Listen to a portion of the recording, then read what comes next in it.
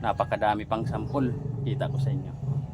Tignan. Ito yung isang planggana na tinignan ko kung may maraming sampol. Kasi ito pa, may isa pa. Dalawang planggana yan. At ito na yung nakuha ko. Medyo malawak-lawak na rin yung nakuhanan ko ng lupa na kinabon. So, pakita. Tignan nyo yung sampol. Oh. Napakadami niyan. Yan oh. Yan yung sampol ng isang planggana. At ito pa yung isa mga idol. Oh. Hindi pa natin na i-process. Yan pa lang sa isang planggana na maliit. Ito yung malaki mga idol.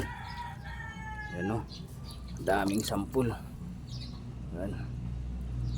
At saka hindi ko pa naubos mga idol to. Marami pa hanggang doon pa oh. Kita ko sa inyo lahat yung kuha kong ginto dito. Pag natapos ko na lahat yan mga idol. Kasi madami pa. Hanggang dito pa. So yun lang muna mga idol. Peace out.